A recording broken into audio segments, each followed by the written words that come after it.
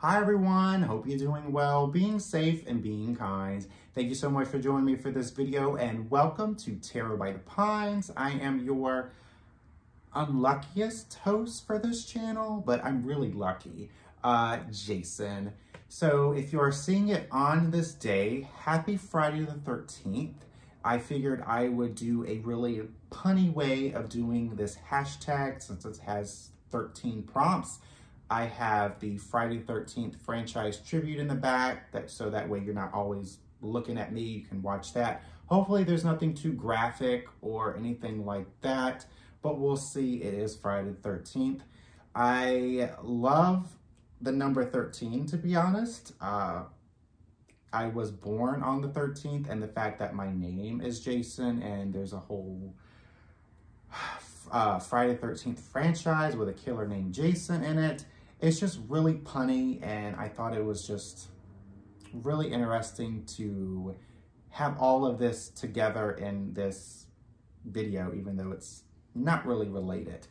So the hashtag is called 13 tarottube questions, which was created by Atypical Tarot and Astral Lady Tarot, who they both filmed a live, and they went through a series of prompts, 13 prompts, and it essentially describes your tarottube filming and watching habits and just generalized tarottube community thoughts and opinions.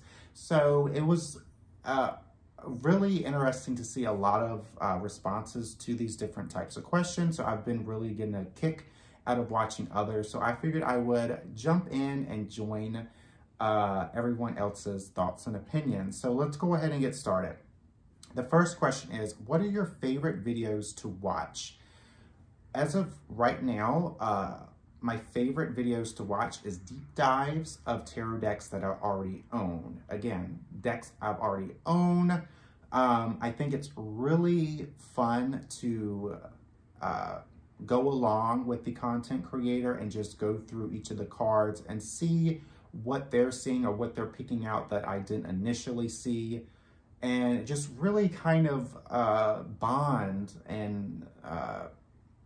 over a deck that you really like, hopefully they like as well, and just to learn more about the decks in my collection. Another type of video I like to watch, of course, is the lovely VRs, which these are hashtags created within the tarot community. It's really inspiring to see all the different thought-provoking questions in these hashtags. It's really fascinating to see everyone's creativity and just really to see or hear all the different opinions that people have within the tarot community. So that's really fun to watch and inspiring. And finally, I like to watch educational videos. And this is when, you know, if I want to learn more about a particular card or maybe even a deck, or learn more about reversals, tarot spreads, or anything of that sort of nature, tarottube has it. It's a phenomenon that all of this content is in one place. You literally just have to search for it. So I really like to watch educational videos to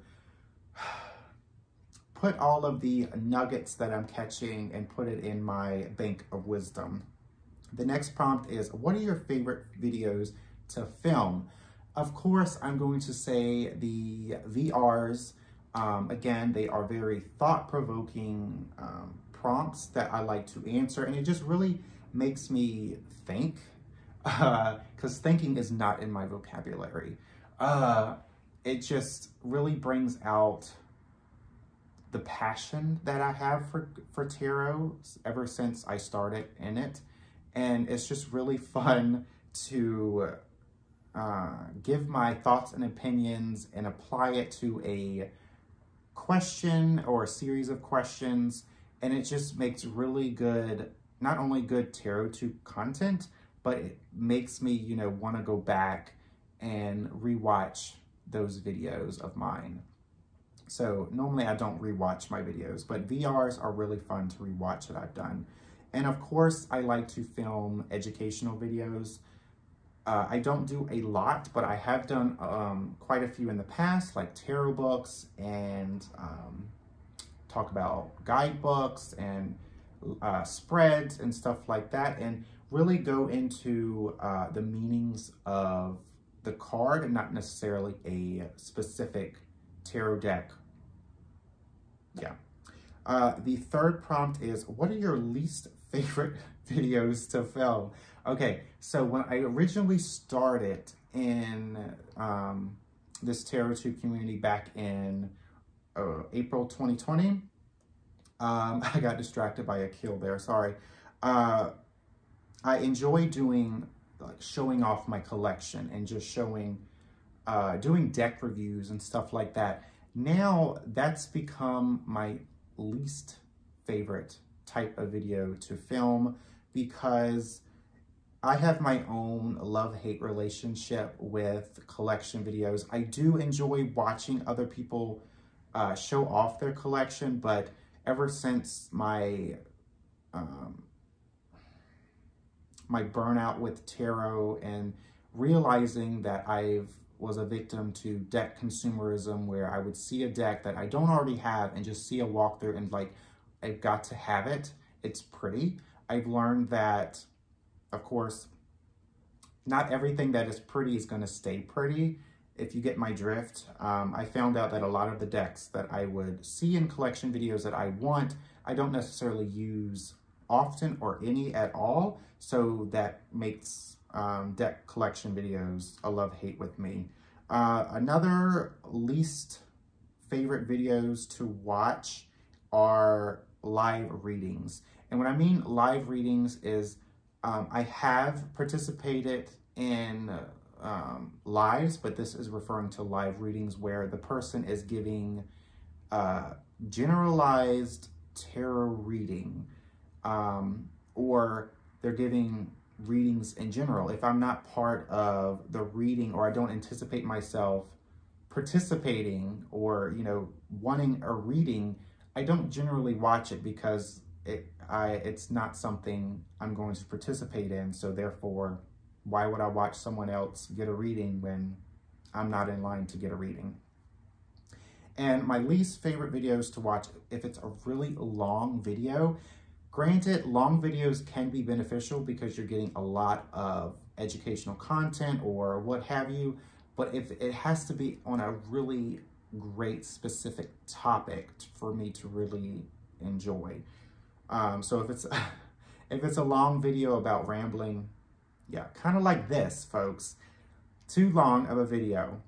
The fourth question is, what is your favorite part of the tarot community? And honestly, it's really the friendships that I've bonded, or the friendships that I've created with the people within the tarot community, or the tarottube community, because those are really special. I am a small channel, thankfully, that I can, you know, engage with everyone who watches my videos and leaves a comment, and those folks who reach out to me saying, hey, I really enjoyed your video.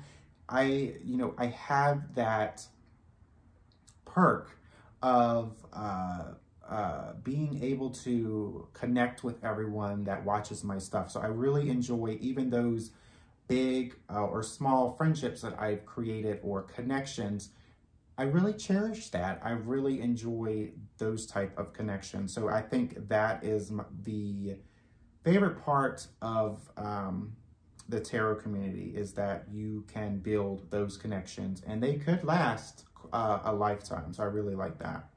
What is your least favorite part of the community? The fact that there are 2 tarot communities, which I will get into a little bit later in the video, so stick around. The next prompt is, what motivated you to start your channel? So I started my channel in April of 2020, so this was fresh off the COVID pandemic, so we were in lockdown. But I was thinking about starting a YouTube channel because of the people that I was watching before. They really you know, inspired me to do something different and put myself out there. Believe it or not, I am quite a big introvert, so me putting myself out there on the in front of the camera onto the World Wide Web, it was a scary thing, and it does show in my earlier videos, so I don't encourage you to check those out. So definitely the other tarot tubers out there, and the fact that I wanted to put myself out there and do something different and showcase my, at that time, like little spurt of love for the tarot tool. Yeah. Prompt 7, who inspires you most on YouTube or tarottube? There's quite a few. Amy over at Strength Reversed, and then we have Julie over at Peekaboo Rose. We have Alan over Oracular Mechanics, I believe is the channel. Sorry, Alan. Tom Benjamin, Dawn Michelle, Kelly from The Truth and Story, Gerald from Tarot Stash, Dr. Mystical. There's so many. So I will put in, I will have to go through my subscription list and find, or try to find all of the people that I really inspire me to put out content, because these people, they're very authentic. I really like authentic tarot tubers out there that create content that you're really, so when you watch their videos, you feel like you are in their space. It's very cozy, very homey, and it's just like you're speaking like a one-on-one type of deal instead of, you know, the other kind, I guess. So number 8 is the number one thing you would change about the YouTube tarot community. So as I said in the earlier prompt, that there are 2 tarottube communities out there. So there is the, how do I say this? There are those channels that do a lot more in terms of like content. They're doing VRs, they're doing deck walkthroughs, they're doing deck reviews, they're doing all these other engaging content that is not low-hanging fruit. And the other tarottube community out there, they strictly do generalized readings, and they have that clickbait title, which is low-hanging fruit. To be honest, it's low-hanging fruit. And no shame. I mean, if it makes you, I don't know, if it makes you happy, do it. But I do know that when it comes to the way the questions are asked, it doesn't always give you the best answer, if that makes sense. So if you click on let's say click on a video that says, what are they thinking about you, or something of that nature, it's so generalized that the answer that you'll get it could be very negative. And tarot, while it can be negative, it can be very beneficial if you approach it correctly, or not correctly, appropriately. It can be a very useful tool. So when it comes to that particular tarottube community, they do these generalized readings that are very clickbaity, and most often it doesn't necessarily help the querent. So that is something that I would like to have changed, because it can give tarot a very bad rep, depending on how you look at it. Because tarot it can be a very useful tool, and it gives those type of tarottube channels, it can, you know, shed a darker light on tarot. That's unnecessary. Number 9, the number one advice for other creators / new people starting out a channel. Whew. Folks, a YouTube channel is work, but it can be very good work. It could turn into a very good hobby. It could turn into something that really makes you happy, but you have to approach it with an open mind. You have to go into it being authentic and being your true self. So my number one advice is be your authentic self and make content that is organic and that makes you happy. Because if you do that, you'll have a much better experience. And plus, you'll attract more organic connections. Number 10, what do you like about YouTube as a whole? So instead of YouTube, I'm going to do tarottube. Like I said earlier, tarottube, you can search for anything. It's like Google, but on, I don't know, acid. There's so much content out there. You're bound to find what you're looking for. And the fact that, you know, there's so much different types of content out there, that just makes tarottube just a phenomenal resource. The next question is, what is a deck divination tool you use alone but don't show or use online? So when I first started using tarot and getting into tarot, I was reading all these things about, you know, how crystals can help and all of that. First of all, you don't need all that stuff. You don't need the crystals. You don't need all these tarot books, these spreads, these cloths. You don't need all of that. So going back to the question, I used to use crystals, but I don't anymore. That's just something, that phase has faded out. Number 12, what is a deck you want but won't buy because you don't support the creator/publisher? Okay, so are you ready for this? The deck that I want but won't buy because of the creator whatever, is no one. If the deck is highly offensive, or the creator, if the deck is offensive, I just won't buy it. It's just kind of, you know, nonsense in that way.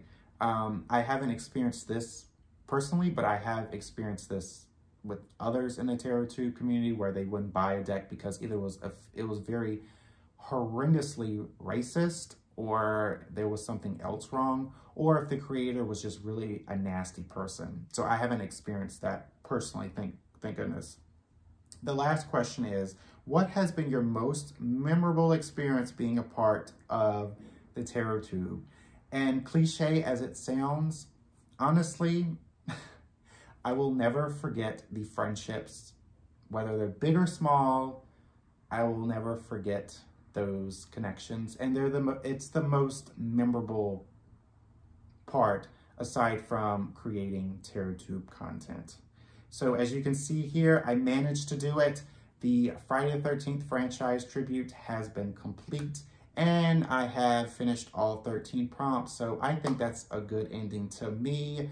Again, folks, thank you so much for watching this video. I hope you are all doing well. I hope you're staying safe, being kind. I hope you enjoyed this video. And until next time, I will see you for Tarot by the Pines. Take care.